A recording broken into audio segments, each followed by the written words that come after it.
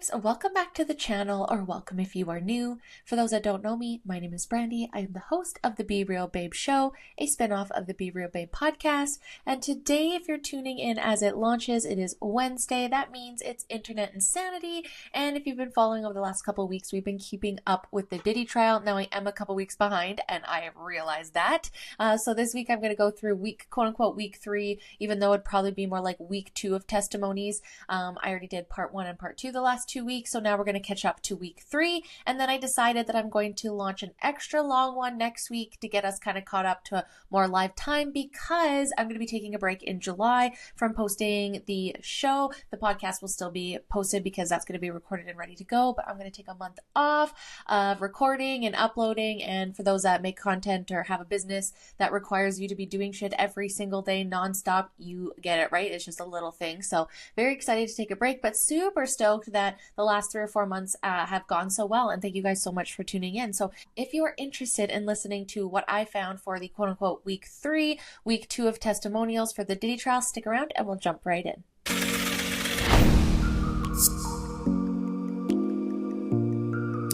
Okay, babes, as mentioned, the last 2 weeks I've gone over the week 1, what I'm calling of the Diddy trial, when we went through jury selection and we kind of went over the defense lawyers and got a little bit of background knowledge on them. So if you scroll back 2 weeks on the last Internet Insanity, you'll find that one. And then last week we went over what started as the testimonials for the federal government coming in. Mostly was all about Cassie Ventura and their relationship. I think the government was trying to paint what it was like to be Cassie and have everyone else around her corroborate that type of behavior. They started with a sex worker, one of the very first people that they interviewed, and then they went over to, it was a security guard at the Intercontinental Hotel, the security guard that Diddy paid off. He testified, and then Cassie for 4 long days when she's 8 months pregnant, I believe, like between 8 and 9 months pregnant. So that went for 4 full days, which they ended on the Friday, and that is where we left off. So we're going to talk about the next week of testimonies, and then like I said, next week I'm going to work extra hard this weekend and double up and try and get us caught up a little bit more. So going through what happened the last week of May, first week of June. I don't know if I'm going to be able to complete this series by the time I take a break, because I'm actually not sure. I believe they said that it was going to be done sometime in June, but who knows? So hopefully I can continue covering it. If not, I guess when I come back in August, that's the first thing I'll be talking about. So today I'm continuing through this timeline like I have. We're going to go through some highlights, and then I'm just going to jump off to some of the key points that I found interesting. What I also find super interesting is this is just a never-ending rabbit hole. Every week I come to talk about this. In the last 3 weeks, I'm stressed out because I feel like there's so much information that I truly have no idea what is important and what matters. I've been also trying to listen to live statements of people that have been there to kind of get the vibe, just to have an idea. But because there's no video evidence, it's really going off of people's opinions and the vibes that they're getting. So it is kind of hard. So I keep coming back to these articles because I feel like this is published work. This is a better way to share my opinions based off of this, because, sorry guys, to be quite honest, between the show, the podcast, a career, a small business, and a new online adventure that's happening here, I am struggling to keep up to all of those things. So we're going this way, but it's never ending, you guys. So I'm just going to pick a couple avenues that I'm going to sidebar us on. Okay. But there is amazing channels out on YouTube right now that are doing massive deep dives, hours long, on every single day, every single week. And I think those are incredible. But sometimes people just want high level notes of what's going on, half an hour, 45 minutes, tidbits and highlights of what's going on from just random perspectives. So just wanting to be one of those today. And before I jump in, if I don't have the words up today, apologize. My spouse is home. We don't get much time together. It's actually summer in Kelowna, so just trying to spend more quality time, and this takes a lot of work. So kudos to all the people and YouTubers that do this out here, that do this content creating. It's insane how much work you guys do, and I'm probably doing it the hardest way possible because your girl's just self-taught and terrible. But so if I don't do that, apologize. If I have time, I will sneak it in, but I do want to get a lot of information out, and a lot of the screenshotting and all that takes so much time. So I need to improve my workflow. So if I don't, apologize. This might just be me reading articles, but I will link them in the description. So let's get started on May 19th, 2025. So Diddy's former protege testifies in trial. So on Monday, Combs' trial started with testimony from Don Richard, who is his former protege. Richard was a member of Danity Kane, a music group created by Combs in his reality show Making the Band. Richard testified that Combs threatened her and another woman after they allegedly saw Combs attempt to assault Ventura with a skillet. Richard was then asked how many times she saw Combs allegedly assault Ventura. She told prosecutors frequently. He would punch her, choke her, drag her, slap her in the mouth. I saw him kick her, punch her in the stomach. Richard also testified that Combs did not need an impetus to attack Ventura. It could be random. We wouldn't even know where it came from, Richard said. Richard sued Combs last year, accusing him of physical abuse, groping, and physiological abuse when they worked together. So this article's super, super small and condensed. Her testimony, from what I've gathered from different opinions of people, is they were kind of discrediting, it sounds like, her testimony a little bit, and we're just trying to poke a little bit of holes in it, because I believe she was the one that said that her story changes as she evolves, as things become more clear and stuff like that. So I think they were saying that her recollection of things were unclear, but I think we all know that he did these things, right? Like, again, the defense, as far as I can tell from up to this point, haven't said that he hasn't done these things. They're alleging this is domestic violence and not like well, obviously for a RICO charge, right? Using his empire to exploit people. So no one's denying that he's doing those things, which is crazy. So that's where, perhaps they can maybe try and discredit her, but there's no discredit that he did those things, right? It's figuring out, did he use his businesses? I believe that's the idea. Did he use his businesses or resources to do these things and force people into these positions, or use those power dynamics? From what I understand, please correct me in the comment section. So I think this is a very small portion. I think you guys should go listen to a little bit more, because I do think this is a very short, contrite piece, because he did a lot of mean things to them as well. And I do think it does paint a picture of who he was as a person, right? So when you're sharing all these things and you're saying stuff between him and his spouse, like with Cassie in their relationship, that's one thing, domestic abuse. But if you're sharing that he's doing it throughout, he's using his power, he's being mean, he's being manipulative, then they're able to truly paint a story that, like, okay, not only was he doing this here, he was doing that there, this is how he was. I think it's trying to paint a brush, it's painting with a brush and who he was as a person, how he operated in his empire, right? Which is what they want to take, which I didn't know, again, because I'm learning all this stuff as we go through this, that if he does get charged, that not only will he go to prison, but there's,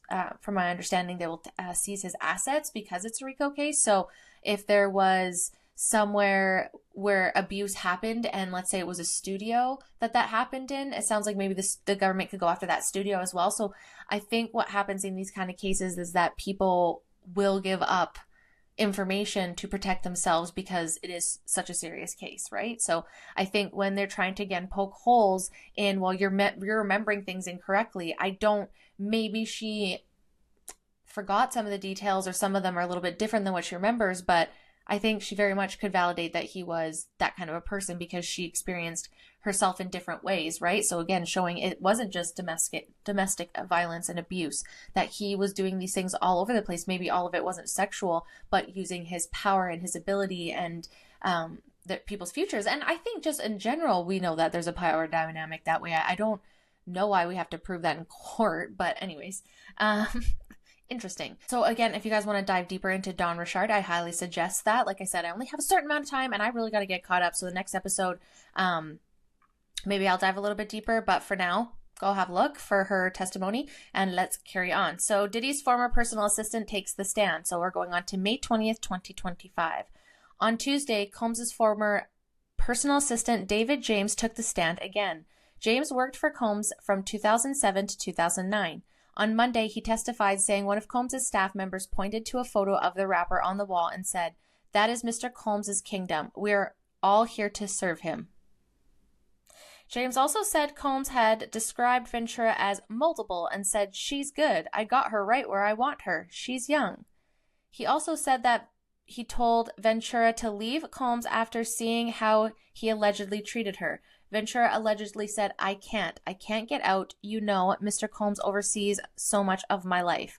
Ventura's former friend, Kerry Morgan, also testified, corroborating that Combs had engaged in violence With the singer, Morgan claims she saw Combs assault Ventura twice, kicking her and pushing her and pulling her hair. So we're going to go over to that because I think that another article, because I think that's going to paint the picture a little bit more. But going back here, it's showing again, he is displaying and speaking very clearly that he thinks she's moldable, that he's literally got control of every single aspect of her life. I know a lot of people say, well, why don't you leave? Again, I feel like it's difficult to leave those positions just like that. You know what I mean? For one, like, who knows when people are saying leave if she wasn't trying to find out a way. But someone that has, and I'm not sure the mass amount of money he had back then, but I'm sure millionaire, right? Like, for sure millions. I don't know if he had I think it's like 400 million. I think at one point he was a billionaire. So not that there's not been money there. So I wonder why people can dismiss this, like, of course he had control of everything, her future and all of that, right? So it's like, and then you get beaten down to those points. I don't know. I think until you're in that situation, and I have not been in a situation nearly as bad as this, but like not even close. And so even with just my experience alone, I can only imagine how terrifying this is when he has your whole entire life. He's worth that much and everyone around him is complying, right? All these people are just being like, yeah, all the people, like the people that seen it through Danity Kane and making the band, they seen it. And one thing about that too is I allegedly remember hearing that, she said that Danity Kane said that, that Don Richard had said that she was afraid to say anything because she was worried something bad would happen. But the defense was saying that Don Richard had gone to see the government several times in the last decade, and she never once mentioned this. So why is she mentioning it now, where that wasn't something that she ever brought up, and she was in safe spaces to share that information, and she never did. So they really did try to poke a lot into her testimony, and because she was like, oh, things are kind of changing as I remember them in ways, and I think in her mind she's just trying to say, no, I'm solidifying as these memories are coming back, but I think it was taken the wrong way. So anyways, that just came to my mind. But going back to David James, so they're saying there's a lot of people, and too, in that one, the Trump shooter, he was even saying he felt bad because he felt like Cassie wasn't in a position that she wanted to be there, and again, like I said at first, I think these were things that they wanted to do and it was fun and whatever. It's not my thing. I'm not going to judge it. Compared to these people, I'm so fucking vanilla because I have no desire to have 10 bottles of baby oil all over me, but that's whatever. I'm not going to yuck your yum. You know what I mean? But at first, I think it was meant to be something that's a relationship based and just the two of them and fun, and maybe even including other people, whatever. I don't know. I'm not rich. But at some point, I think it became really toxic, and I don't know if that's because he was allegedly always like that, or if he just started becoming that way. I'm really not sure, but I feel like he got a little lost there. He got lost in the sauce, and that's just a light way to say it, to start, and then it just spiraled from there, right? So it's what you could have had as private fun, maybe doing things with random people sometimes turned into a whole empire where people felt like this was their jobs and they couldn't do anything else, and that's how they know each other. Not in that world, so I don't know if that's a lot, but that makes me feel sad. So let's go into Kerry Morgan, because again, I feel like they left out a lot of stuff. So let's dive a little bit deeper into what Kerry Morgan actually kind of not said, but this article is alluding to what they got from what they found of this. Allegedly, he is innocent until proven guilty. This is all alleged. This is just information I'm gathering from the internet and my stoner Canadian opinion. Okay. So Kerry took the stand at the start of the second week of the trial. Second week, I'm saying third because jury and all that. She appeared in court because she had been issued a subpoena, admitting, "I do not want to testify. I moved on with my life."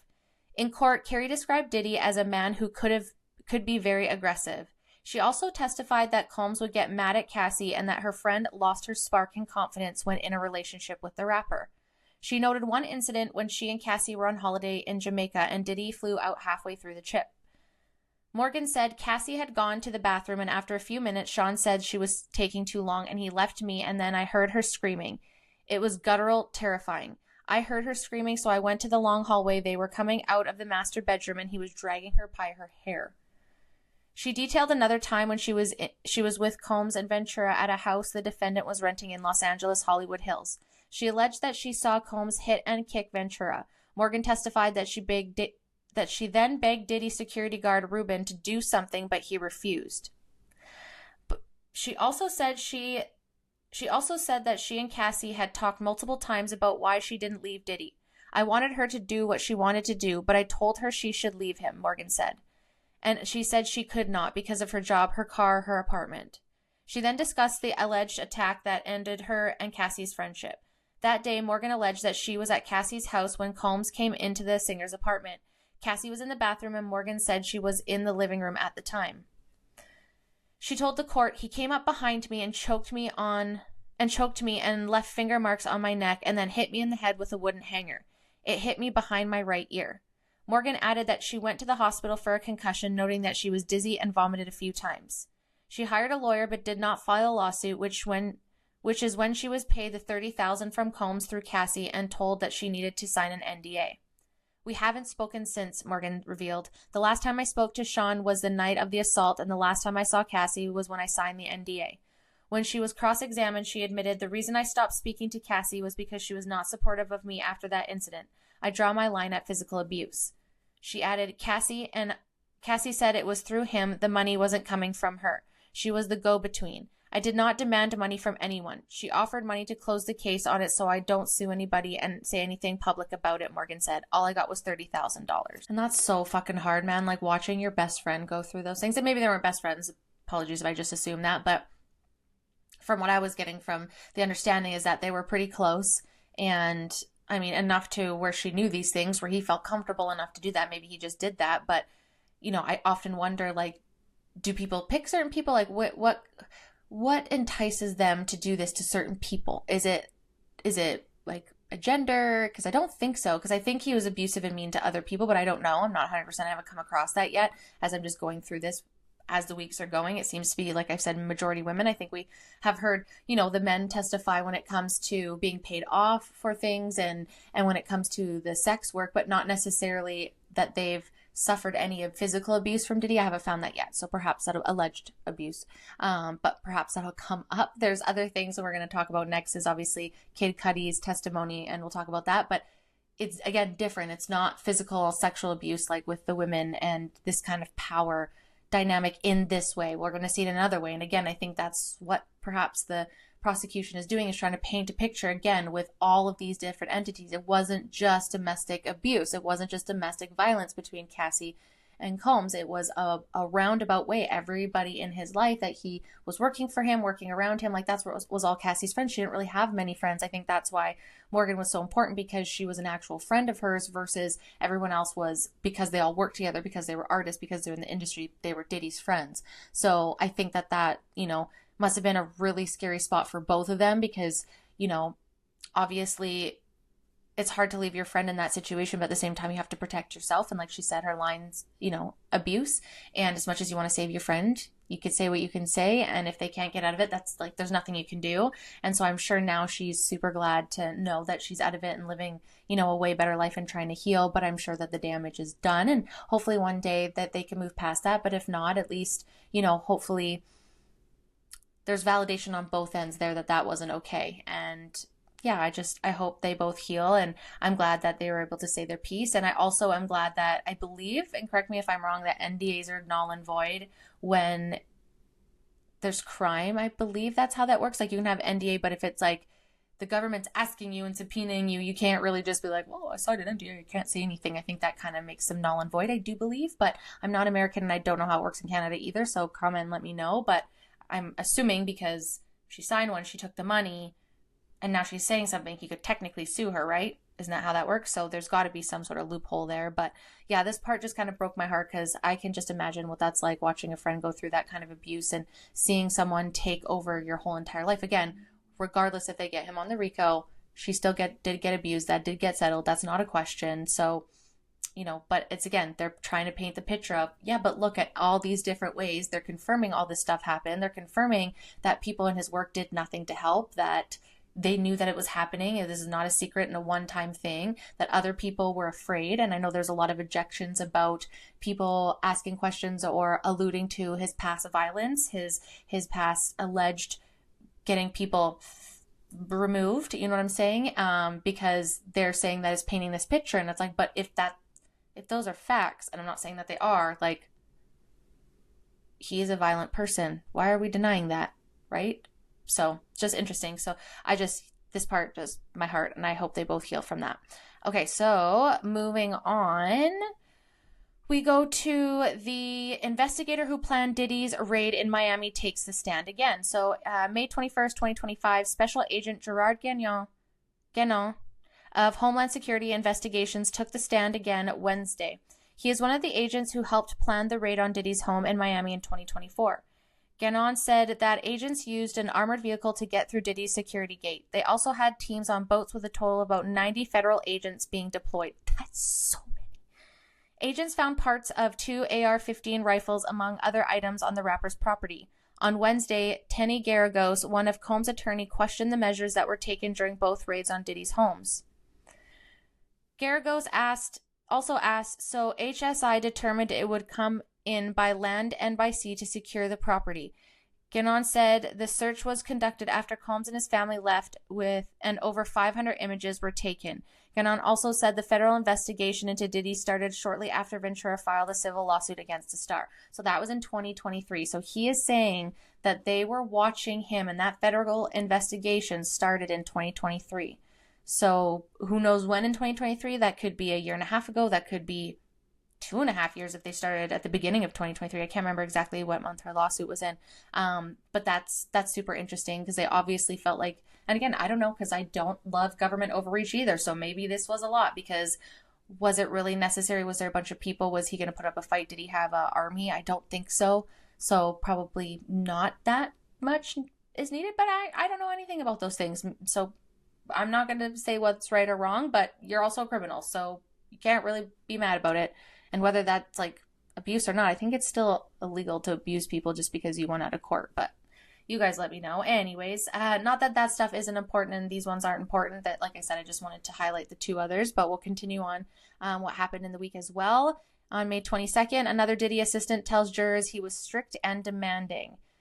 Another former assistant of Combs resumed his testimony Thursday. He told jurors Wednesday that Combs was strict and demanding. George Kaplan worked for Combs from 2013 to 2015 and was initially going to plead the Fifth before striking a deal for immunity with prosecutors. See?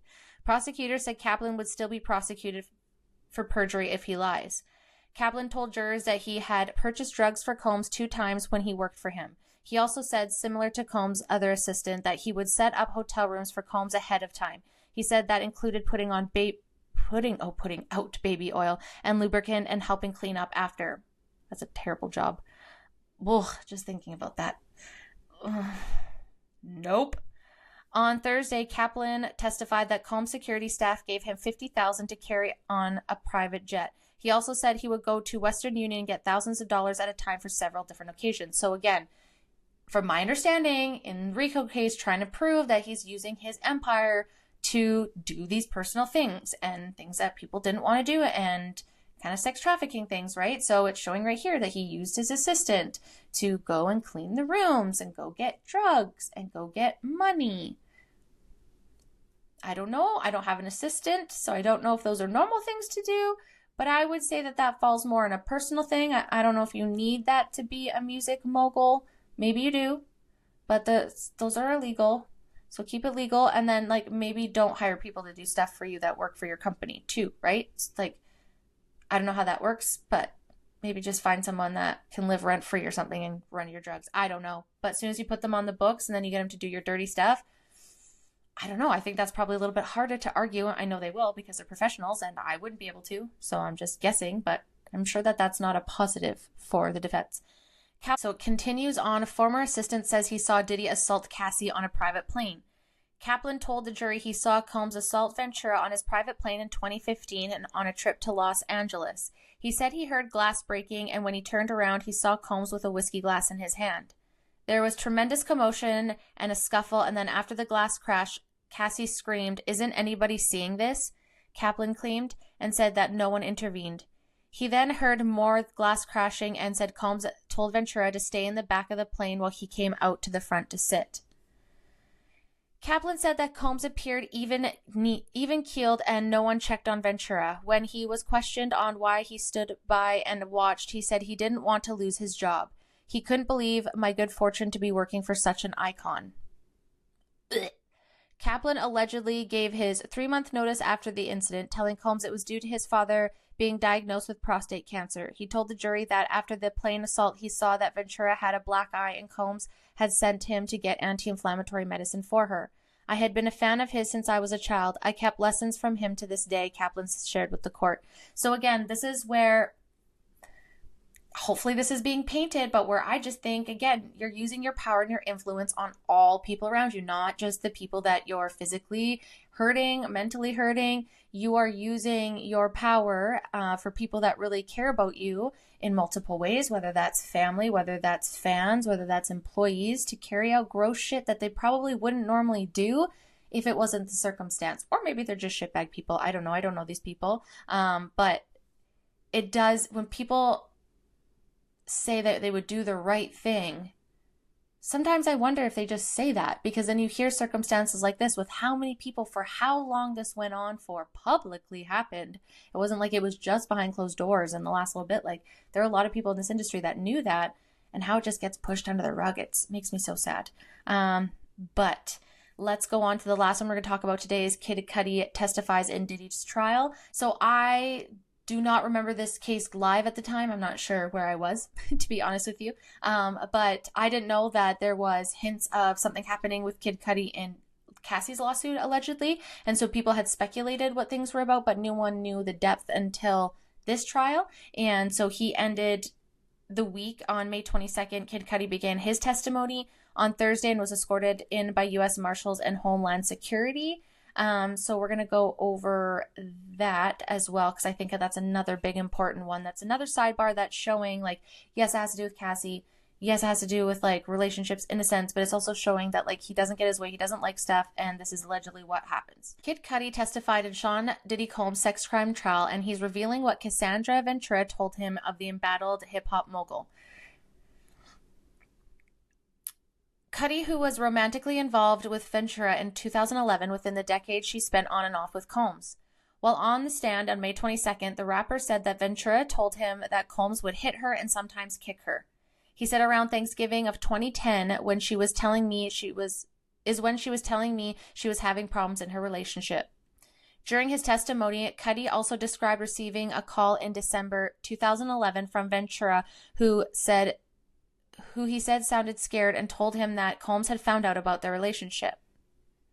I didn't think she was still dealing with him, said Cudi, who testified that he brought her to a hotel because he wanted to make sure she was safe away from Combs. The rapper went on to say that he later received a call informing him that Combs was inside his house. When Cudi arrived home, he said no one was inside, but some gifts from his family had been opened and his dog was locked in the bathroom. Cudi said he was in love with Ventura, but they had ended things because the drama was getting out of hand and he just wanted to give it some space for my safety and for her safety.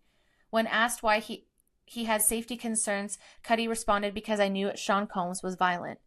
So allegedly during this whole question period when they were asking Cudi some stuff and he was going to say, like, why were you worried about this kind of stuff? And Cudi went to answer because Diddy's violent, essentially, and Brian Steele definitely kept interrupting to get that question sustained, or whatever the word is, get it away, and the judge kept saying no, like, answer, like, why would you think that? And I guess they had a sidebar, and apparently, allegedly, the transcripts say at the sidebar that Brian Steele says that the government knows that Kid Cudi is going to say that Diddy is violent and that he has gotten people murdered before. And that's kind of crazy to kind of admit as a lawyer, isn't it? That the government knows that this is what someone's going to testify and that that's an actual thing and that he was violent. Like, what are you talking about? We've already established that he's violent. Why are you trying to object? Object? Try to get that nullified. Why? We know he's violent. So I just don't understand why that's the one that they're trying several times, and we'll get in that next episode, of them trying to call mistrials through the whole thing every single time. Now, allegedly, if they do a mistrial, that means new jury selection. That means, I think, new everything. I don't know if that starts with new prosecutors. I don't know how that works, but it sounds like at least all new jurors, all re-entering, evidence, going through that whole process again, which I'm sure nobody wants to fucking do, but they just don't want to keep going on this trial, it seems like. So Ventura previously testified that she did not tell Combs about her relationship with Cudi because she was concerned about what his reaction would be. She also said she obtained a burner phone for her communications with Cudi, and that when Combs learned of the relationship, he lunged at her with a bottle wine opener between his fingers. This man is so balanced. So at this point, we have seen throughout the first 2 weeks of testimonies, the first 3 weeks of through all of this, a lot of interesting moments, a lot of very dark, like a lot of these are going really high level, and I really again urge you guys to look for bigger YouTube channels that are doing 2-3 hours if you really want to get an idea of what's going on there, because I believe all of these testimonies really need to be heard in order for you to yourself decide and research for yourself how you feel. But each and every single one comes with a lot of darkness in it. Again, we're already at 30 minutes here, and I've said 2 of the testimony witnesses this week, and so next week is going to definitely be longer. I'm going to dive a little bit more into it this weekend, hopefully through one of the rainy days that's coming up, and just really dive into the week 3 and 4, the last week of May, first week of June, and then that'll hopefully catch us up to about a week and a half live of what's going on, and hopefully I can finish this for you guys before I take my break for the summer. But who knows, like I said, I'll have to come back in August with a catch up of what's going on in the Diddy case. But there's so many good YouTubers out there covering it. It just feels like I've been talking about Hollywood and these pedophiles and sex trafficking on my podcast and show for the last 4 years, that it just feels weird not covering and talking about this every single week. But what are things that you guys found interesting throughout this week listening to the Kid Cudi case? One thing that they didn't talk about in here is that he was also not at home, and he got a call from someone that worked for him, I think his dog sitter, and someone had open the roof of his vehicle, and I don't remember what vehicle it was, and threw I think it was maybe a Porsche, and threw a Molotov cocktail in there, and it was burning down. Another thing, when he thought that Diddy was in his home, or when he was in his home, he came home and his dog was locked in the bathroom, and allegedly his dog wasn't the same since. And I guess that was also a big talking point in the court, is that the defense thought it was stupid that prosecutors want to bring up the dog, but it was to show like how he had gone into his home and, you know, manipulated stuff in his home to show his dominance, and, you know, and those like passive aggressive threats, right? Like he'd open gifts from his family. He went into the house, kind of show like, I can do whatever I want and you can't stop me, kind of thing. Even though it hasn't been allegedly tied that the fire in his car was related to Diddy. Where there's smoke, there's fire, legitimately. So what do you guys think? What was most interesting to you from this week? It just keeps getting darker and darker as the weeks go, and I don't imagine it's going to get any brighter as they build this case against Diddy, and the defense keeps trying to call for mistrial. It sounds like Diddy might be misbehaving a little bit, and the judge is not fucking around. And I'm really glad to hear that. It sounds like he's very serious and very fast and quick-witted, and I think that's great. It sounds like he's a great judge. So I look forward to bringing you more information next week. Like I said, a little bit longer episode. I'll give 2 weeks catch up, try and catch us up a little bit more, and do my best to keep you guys up to date on this high-level Cole's notes of what the fuck is going on in the Diddy case. But thank you so much if you've made it this far. Thank you for listening, and I will see you in the next episode. Thanks for watching. Make sure to like, subscribe, and turn on notifications. Until next time, bye.